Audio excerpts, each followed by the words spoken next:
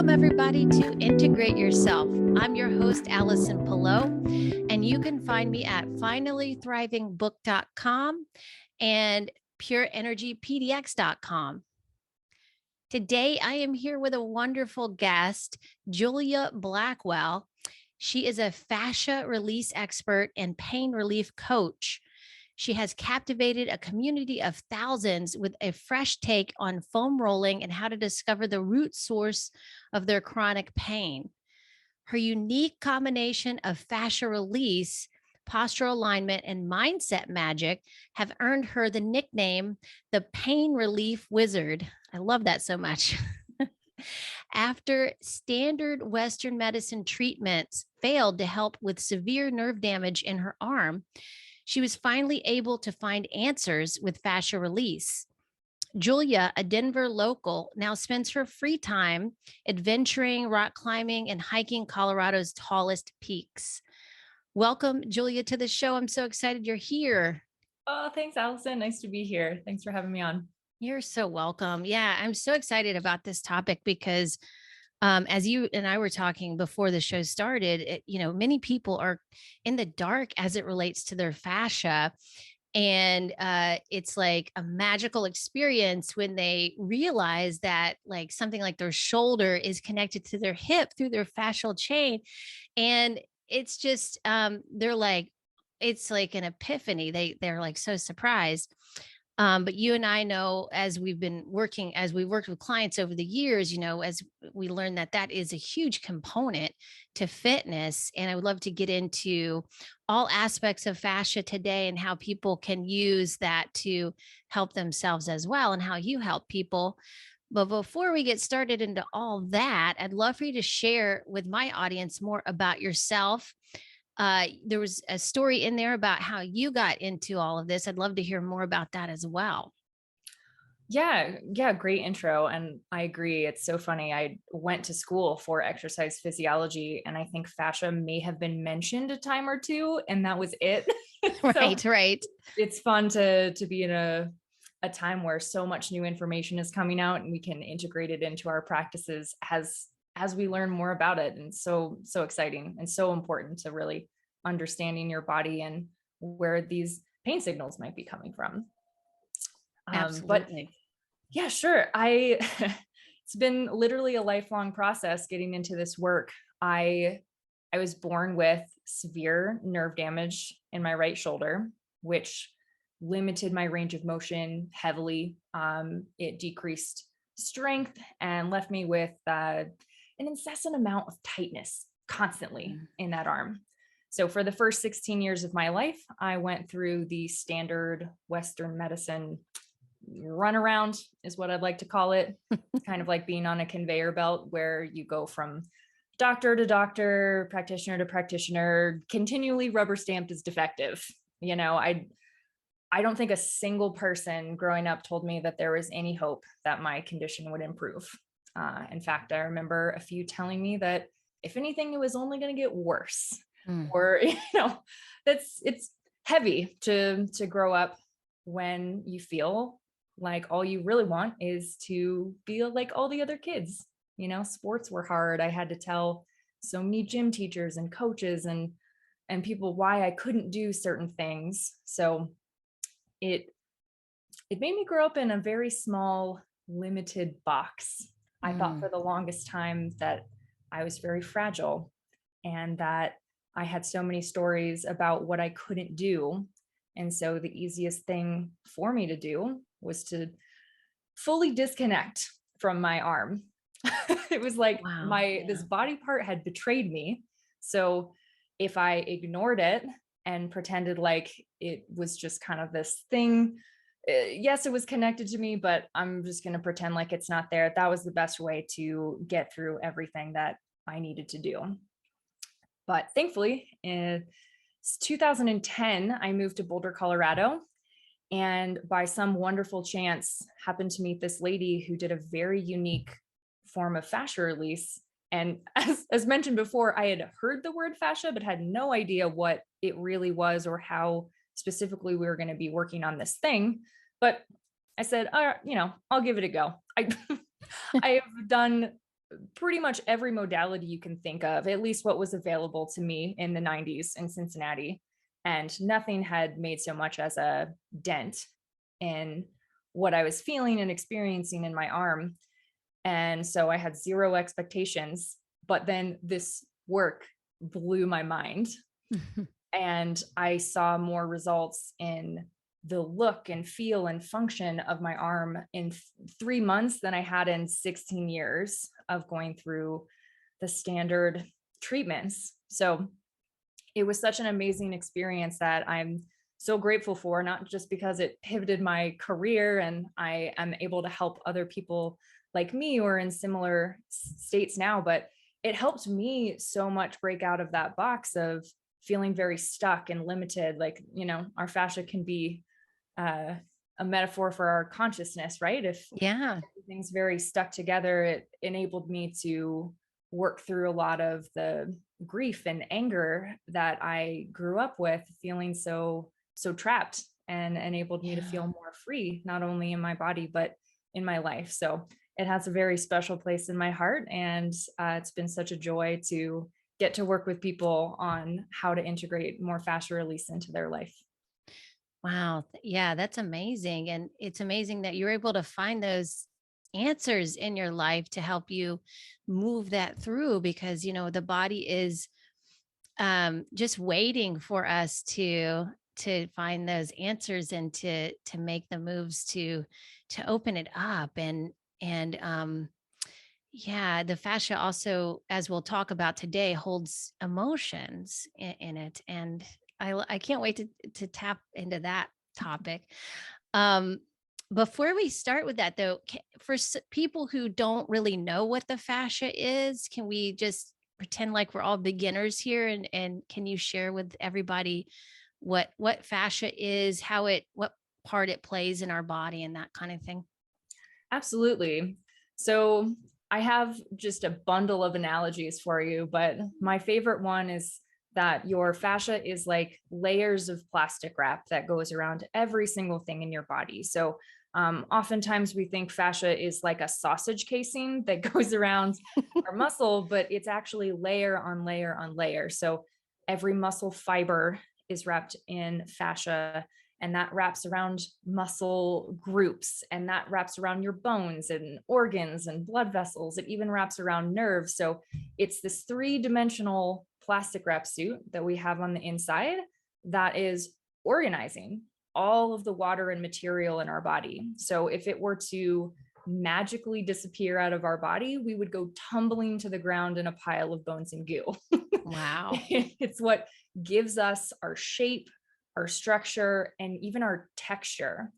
And that's so important to realize, like, if it's all one uninterrupted, interconnected system, that a crumpled up area of plastic wrap in one part of your body is going to affect multiple areas because that plastic wrap suit extends from your head to your toe in all these different ways. So, super helpful in realizing how imperative it is for just the shape that you see in the mirror.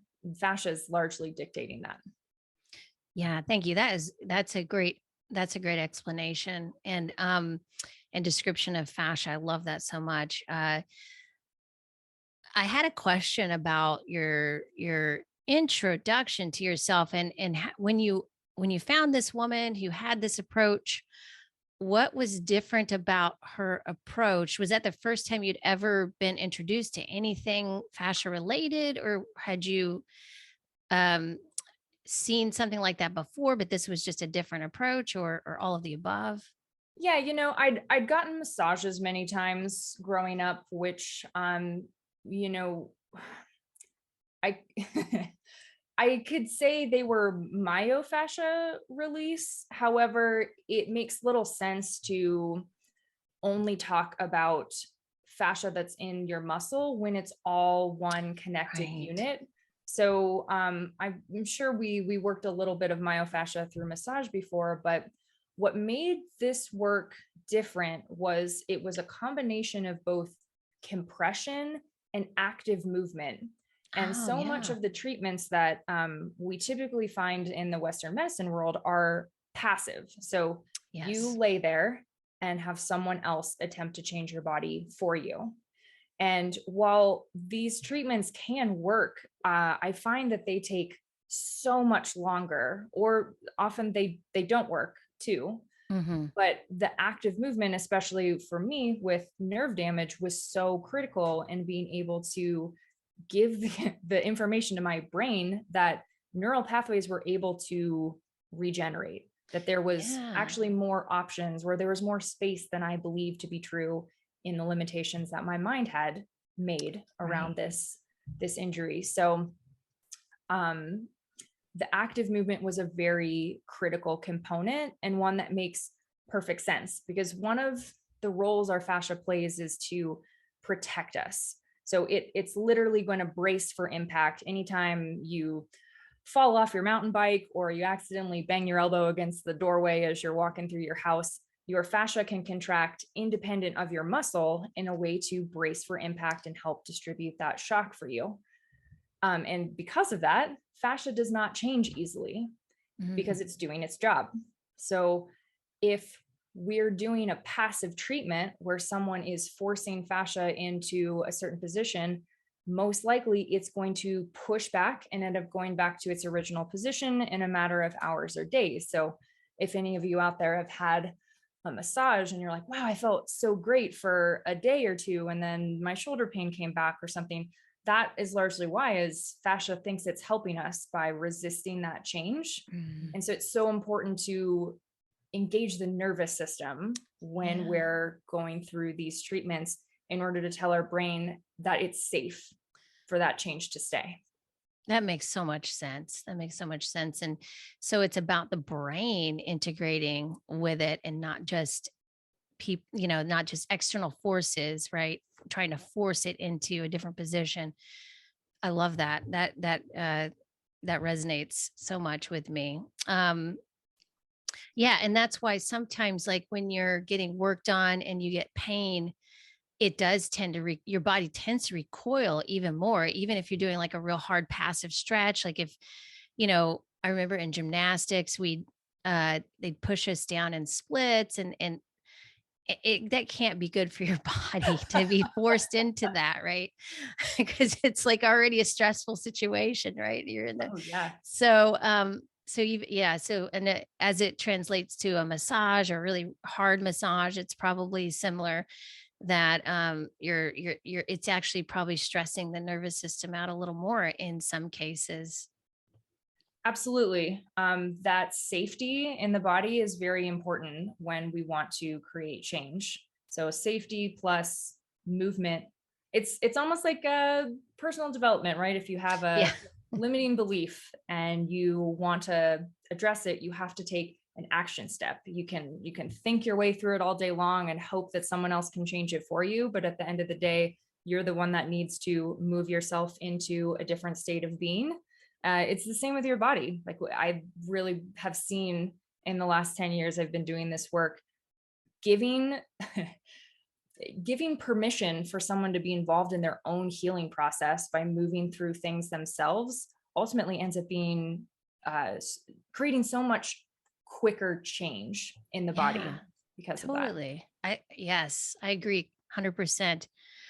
Um well, that leads us into the emotions that are trapped in the fascia, right? Because uh this concept of emotions being held in your body is pretty new for most people, although as fitness experts we've seen that a lot in the gyms, although that might not always be the best most sacred place to release emotions. They nonetheless they still get released because they're moving through these movements that are releasing these emotions as the fascia, so the fascia is releasing it. And I've but it's amazing to me that now we're starting to see the science back that up instead of it just being this uh you know intangible, like mysterious thing that we're not really sure what is going on. But um yeah, like what is your experience with that, helping people um move the emotions through with the fascia and What has been your process with that as well? Yeah, let me start by giving just like a quick like science lesson about what fascia is doing. So, it's made up of all these elastin and collagen fibers. There's a liquid that's in between that allows us to glide and move and absorb shock and all these things. But within all of those fibers, we have a crazy amount of proprioceptors, which some people might be familiar with. Like, if you stand on one leg and you close your eyes, suddenly you're wildly figuring out where you are in space and you feel way more off balance. And people think proprioception is more related to balance, but it's more than that. It's constantly taking in information on your external environment and also your internal environment. So this massive data collection that's going on at all times is helping you understand the world around you and helps you interpret where you are in that world, both literally and inside, like internally. It's figuring out where you are emotionally. So every thought, emotion, feeling, experience that you've ever had is passing through your fascial system through these proprioceptors. And so that's why a lot of times, we're like, how does emotion get stuck there? It's because your fascia is sensing all of these things, your stress levels, these things that you're going through, and it's responding accordingly, which oftentimes results in contraction of fascia. And as we mentioned before, it can contract independently of muscle. So just because your muscles don't necessarily feel tight does not mean that your fascia is not stuck in a contracted state. But it can also start to thicken. They've shown that Oh. people with chronic anxiety and PTSD, over time, their fascia gets thicker because of that prolonged period of time under stress and enduring fear, because the brain does not realize that that threat has passed, right? So when we're sensing all these things in our fascia and possible density or contraction is created, we also know that we're made of energy. And if that energy can no longer move through certain sections of the body, energetically things get trapped. So it's really I love the world that we live in right now, that we have so much science to back up why these things are here. But yeah, occasionally you just hit an area of density or tension that may or may not feel super painful when you release it, but that energy is finally being released after however long. And yeah, I literally have a box of tissues in my office because sometimes it just opens the floodgates where, people, they cry, they laugh hysterically, they might get angry, they might have a flashback. And it's simply because all of that interpretation of things that were happening in their life, that energy got stuck in their fascia. So it's such a fascinating thing. I can never predict it, it never force it to happen, but it certainly happens often when releasing fascia. Yeah, it's really, and I think it's amazing that we can do that, that we can realize that that's happening and then move it through instead of being stuck in that position in life with our bodies and our emotions and our mind and all of the above. So that's incredible to me that we've come to this point where we're like, oh, okay, this is what's happening. Oh, yay, we can do something about it. Yeah, Much like very you found confusing. out for yourself. Yeah. Yeah, it's very confusing if you've ever had Yeah. it happen. I remember the first time, it was a very gentle bit of fascia release on the side of my neck, which is near, the area where I had nerve damage. And it, there's no pain with the release, but my eyes just were leaking. And tears were Yeah. streaming down my face. And I was like, what's happening? Like, I'm okay. What's Yeah. going I on? promise I'm not really upset. I was like, you don't have to, stop. This doesn't hurt. But it's a really interesting phenomenon that, yeah, is so, is so interesting and can be so liberating. You know, Yeah. I, as I was saying, I grew up with so much time feeling very trapped in my body, and having emotional releases as I work through all of these areas that were tight and dense and stuck and scar tissue and all the things in my Mhm. body, it changed my personality over time to become more lighthearted, more adventurous. If I told 10-year-old me that I would be climbing mountains and rock climbing, I would have been like, that there's no way that that could happen. Yeah. It's really enables you to free up this space, both in your body and in your heart, to let go of some of these things that, we can't always control what our body holds on to, but we're able to finally let some of those things go. Yes, definitely. And for me, it was, I've been on this journey of releasing a lot in my diaphragm and around my, I was holding a lot in my diaphragm and, my, of course, my hips, I already knew I was holding a lot in that. I'd been working on that already. And then when I just had an interview with my voice teacher, and she's an opera singer, and she took me through this fascial release routine that really opened my voice up. I always felt like I was trying to push my voice out so hard, and I was confused at like why is it so hard for me to get my voice out? And I realized it's because I couldn't open my diaphragm. I wasn't filling my capacity of breath, and then it was like why I was always trying to get the breath out and the voice. It was so hard. And once I opened that up, my belly just flopped out because it was also part of me holding my belly in really tightly. And it just was like a relief because I just felt like my body when I was a kid again, it just felt so free and open. And like you said, I felt like a new person, like I could be myself and I wasn't hiding because I've also found that as we also hold these restrictions in our fascia over time, it could also be hiding parts of yourself that you don't want to show other people or that you're embarrassed about or that you have shame about. And once you're able to let that go, it's just like, wow, like I was holding in a lot. That was took a lot of energy. So again, also it takes so much energy that you're expending every day to hold this armor, so to speak, on. And I find it just to be so nice to be able to let all of that go and just move more freely. And especially my tailbone too. I had many tailbone injuries as a gymnast, um, and knee injuries too.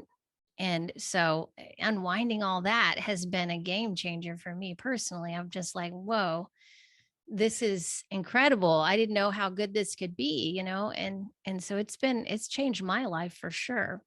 That's amazing. I love that you brought up feeling like a kid again, because kids are such a great example of fascia when it's at its healthiest. They Yeah. are resilient and springy and bouncy. And is it aging that makes our fascia tight, or is it that conforming to how we think we should hold ourselves, or something happened to us and we changed our posture? And just a combination and like an accumulation of all of these ways that we've been like forced to sit at a desk during all of our school times, like all these different things that contribute Yeah. to our bodies feeling more stuck. And it is possible to free back up your fascia to a state that you can feel like a kid again, that you literally are restoring that space and hydration to this tissue so that it can function at its optimal level. Yeah, and that's a great point about sitting at desks because, when you're a kid, you start that early. You're used to having this free range motion all the time. And then we get into school and we have to sit all day long and listen. And it's to me, that's just like a form of torture for kids because it's just like and what does that do to your body over time? Like it really creates that constriction that you're talking about, and it builds over time because then you're like, I don't get to move the way I want to move.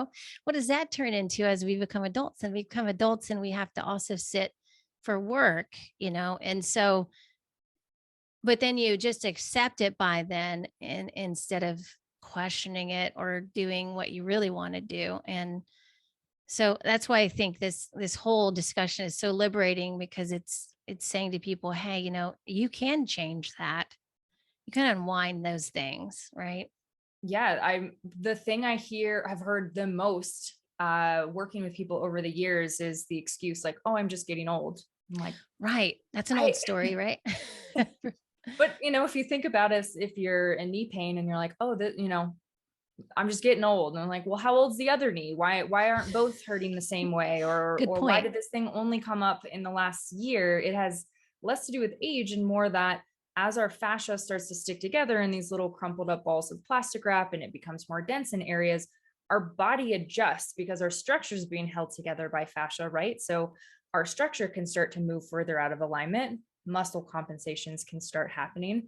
And it takes a long time to get there, but suddenly, we end up with back pain or we end up with plantar fasciitis or something of that nature. But it's really less about age and more that we started accumulating fascial restrictions. So if you can release fascia, especially in the right places, then we can actually free back up our body to move the way it was originally intended.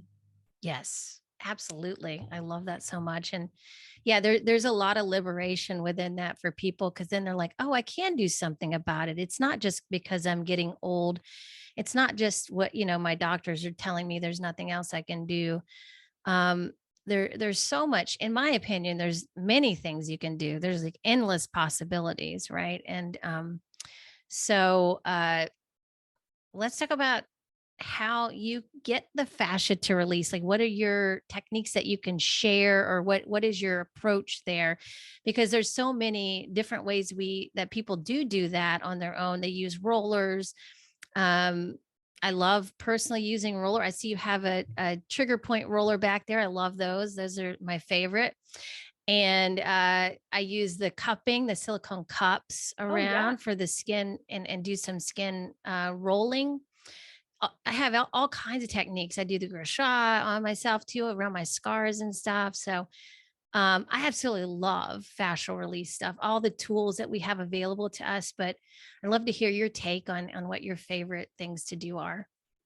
Yeah, I would say it really depends on your goal. So I use rollers all the time, but I don't actually roll on them. So Okay. Oh, if you you're roll over looking, them, right? Yeah. so, so I'm using them as a tool for compression. Yes. Yes. Okay. So Traction.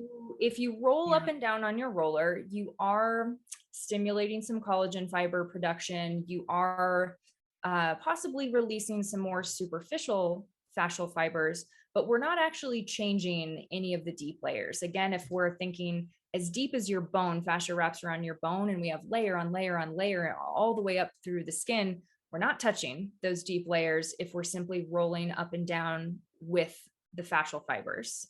And normally, with the muscle fibers as well. That'll be an easier way to envision it in your mind. So, if that's what you want to do, you want to create a little heat in your body before you work out and you're looking to just warm things up. I think that's great. That's a tool that you can use. Specifically when it comes to pain and interrupting stuck patterns that we've formed in our body, I highly recommend doing a compression, cross fibering, and active release combo. So you can use something like a roller or a lacrosse ball or whatever tool that you've got as a way to compress one spot, but then Mhm. we want to compress it as much as we can while still making sure that your nervous system feels safe. So you should be able to breathe deeply and move easily. But we do want to get a pretty solid compression on an area that feels dense or stuck or tight. And then we move perpendicular to the way that the fascial fibers run. So if you're working on your quad instead of rolling from your knee to your hip, you would want to stay on one part of your quad and Mhm. then bend your knee back and rock your heels side to Yeah. side. So then you're going across. And what happens with that is we're stimulating a very specific cell in your fascia called a fasciocyte. And it's a precursor to hyaluronic acid. And hyaluronic acid is essentially like grease for everything in your body. And so we're deeply hydrating the area that we're working and we're optimizing the production of hyaluronic acid to keep us like gliding and feeling good. So we're more likely creating space that we need in that area more so than we're going to get from rolling back and forth. And then the active movement part of that, because you're moving yourself that's where we engage the nervous system and tell the brain that, like, hey, it's okay to go through this range of motion. It's okay to create this space and keep this space. This is okay to change, essentially. So I really like to, whenever I'm instructing people, that's the like little holy trinity of the things to do when we really want to create some quick change in the fascia. That's wonderful. I love that. Yeah, that is my approach. I use that approach as well. I find it very effective. And I love also to use the roller to warm up with too, to warm the muscles up before stretching. So I use both those techniques that you mentioned as well, and I highly recommend. Um, and what else was I going to say about that? There's one more point I wanted to make about it, but yeah. Oh, yeah. So you're giving yourself permission to let go over the roller, that it's going to be safe, and I think that's important, which most people don't really do, and aren't instructed or guided to do either. Um, and that's important, especially if you've had like a back pain situation. I've been in that situation before where, you have spasms in your back, you're on the sofa, you can't move. You never want to be in that situation again. And there's a fear around that, right? And so then whoever you go to help you with this, you want to trust that they're going to guide you in the right direction. And and there's a time period where you have to build that trust back in up within yourself, that you're going to be safe, because you were just in a very unsafe feeling time with your body, right? And so Yeah, that's important. Yeah. yeah, we've got to reestablish that our body is our ally. Most times we are trying to either ignore it or beat it into submission, right? I've been there. That was like the whole time I was growing up. It's like, I'm just going to ignore this thing or just force Yeah. it to do something that is clearly not meant to do at this stage of life. Right. And so that's very common that, people are like, oh, just go in there as hard as you can in this deep tissue massage, or they're completely contorting their face as they're rolling up and down on their IT bands, which, side note, please do not roll up and Don't down do on your that. IT Yeah. bands. Um, where what you're sending, the message that you're sending is that you need to be forced into a new place, and All your right. nervous system is very unlikely to follow what your very determined conscious brain wants. So it's really about, yeah, reintroducing sensation. Can you breathe through sensation? Can you move through it? That's where we interrupt all these nervous system patterns and create more safety in the body.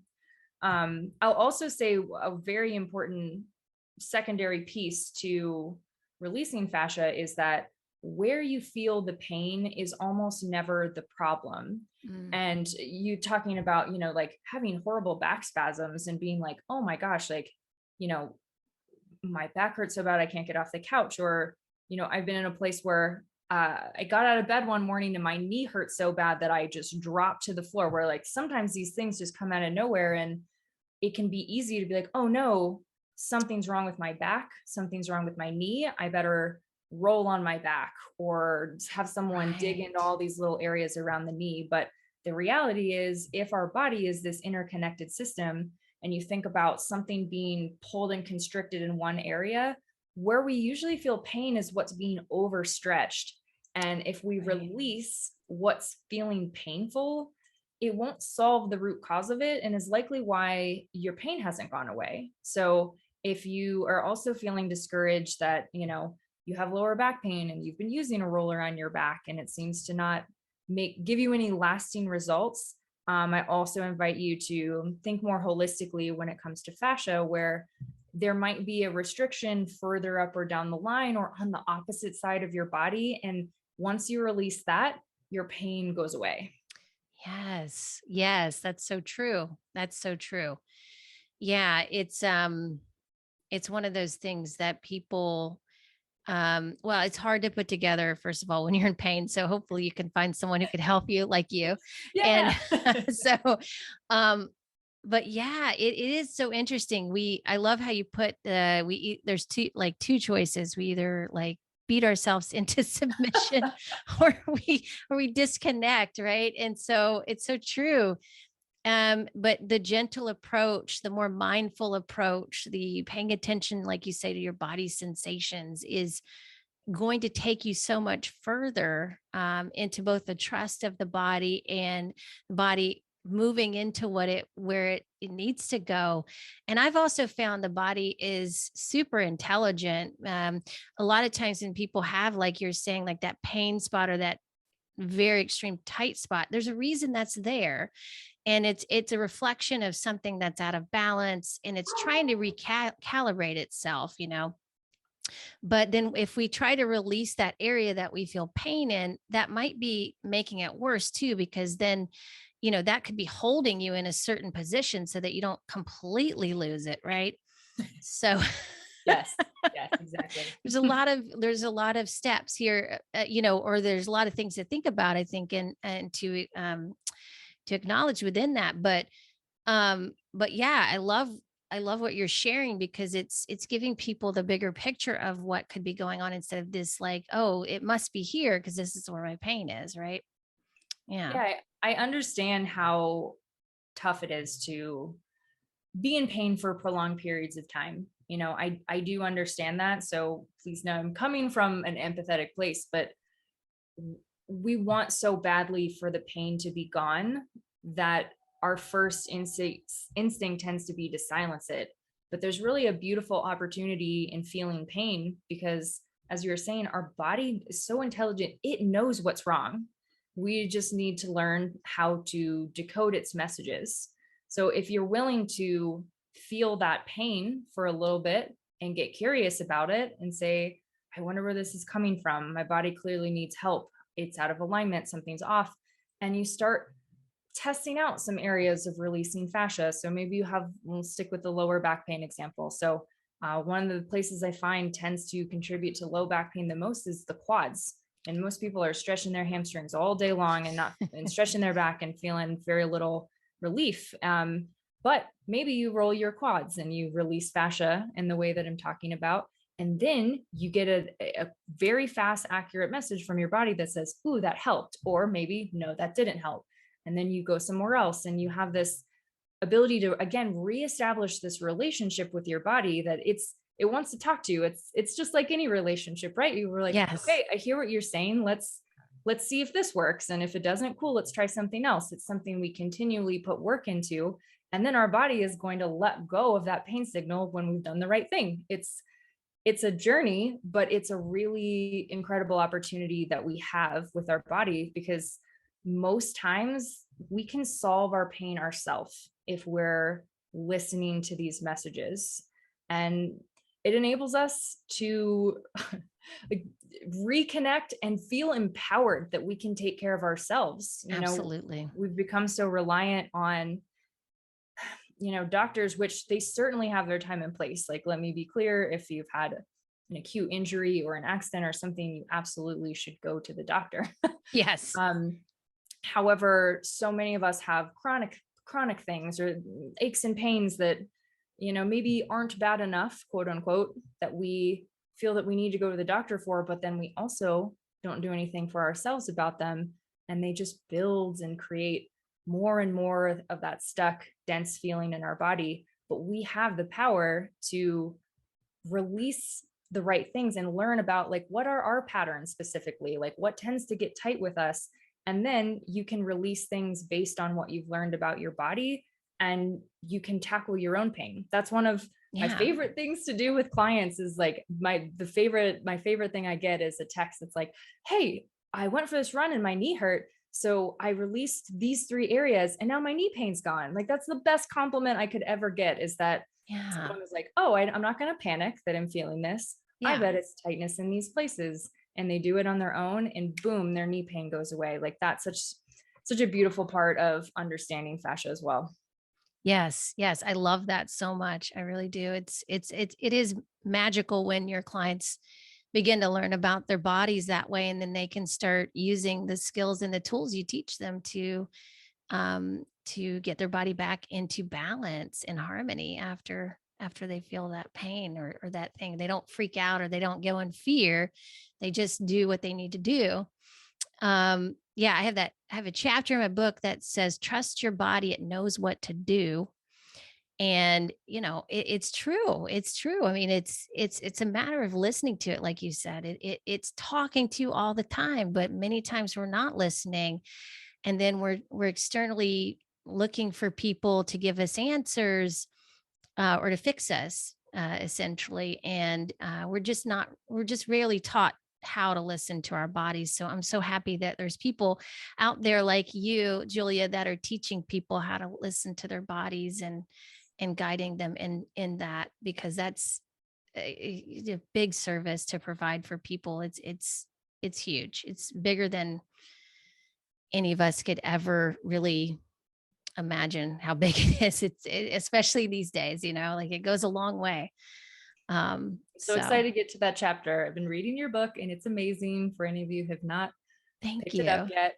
And we were talking before the show that there is a line in there. I want to say it's about your belief systems, where when we think about changing a possible belief system, can we look at it with curiosity instead of fear of like, why do I Yeah. believe this? And pain is the same, is I think a very similar thing is we learn a lot about how to deal with pain from our parents. Mm. If you think about when you fell off your bike, did your parents panic and freak out? Or, I mean, on the flip side, did they pretend it didn't happen? Like, oh, you're fine. So then you learned like, oh, pain's not something I'm allowed to feel, so I'll just ignore it. Like we learn a lot about how Yeah. to deal with our own bodies from our parents. And so when you grow up and you have an opportunity to question, like, is how I'm taking care of my body working for me? Is Yeah. getting another cortisone shot helping to just silence the pain for a while and then it comes back? Like, can we look at this pain with more curiosity? Like, why is this happening? Why does it keep coming back? What if I do this? There's such a beautiful opportunity in there to really think about what's important to you and how you want to take care of your body. Yeah, you nailed it. It's an opportunity. It's an opportunity to get curious about what you need, what your body's telling you, for sure. And yeah, in as adults, we can really make our own choices. And once we realize that, and we can do what we want to do. So we don't have to keep going by what we learned from our parents. Our parents did the best they could, and we love them so much for that. And it's about also realizing that your parents had their own stuff too. They had their own projections. And so when you can look beyond that and then just reflect that on that within your own self and see how you feel about it and how you'd like to experience it, then that's also that belief system. And like you said, how you relate to pain. I love that example. Uh that's perfect. I mean, it's just it's a big deal to realize that within yourself, how you're responding to life or how you're reacting to life. But yeah, pain is I remember being a gymnast and just learning that I needed to pretend that pain was not there, because that's what I had to do at that time, Absolutely. Welcome you to the know? sports world. Yeah. Oh no, I'm not in pain. I'm fine. It's really interesting, the way our culture uh, makes working through pain seem very honorable. It is. It is really weird, isn't it? I mean, I've thought about that too. I played, so despite my nerve damage, I still played volleyball. When I started at 11, I played all the way through college, actually. But that, Wow. while that is great to overcome some limitations, it was also very much in line with the beating your body into submission analogy, though, because when I started playing, one of the first compliments I got was like, wow, you're tough. You have this limitation and you're still, diving all over the court and you're still working really hard and playing really well. And I took that compliment as someone who thought I was fragile. And I was like, ooh, I'm going to see if I can get more of those. And you get more praise the more tough you are. If you're playing with a knee brace or you're playing with your arm all taped up, you get more praise. So it's a really Yeah. interesting thing I've been thinking about a lot, where, uh, yeah, we've made pain, pushing through pain or working through pain, some kind of an honorable thing, when unfortunately, guys, you don't get a gold star at the end of this life for going 20 years with back pain, like No. No, it's not no fun medal. either.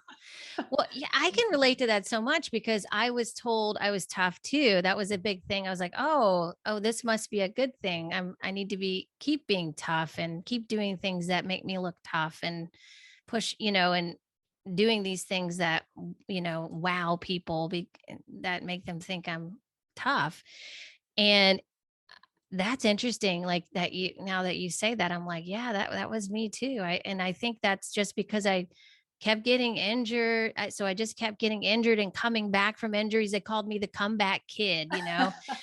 And I was just like, now I look back on that, I'm like, wow, okay, I guess that's good. I not really anymore. I mean, not the way I was approaching it because I didn't know any better as a kid. I was just trying to get, approval. But um, yeah, are we still doing that as adults though? That's the question, right? It's such an interesting question. Yeah.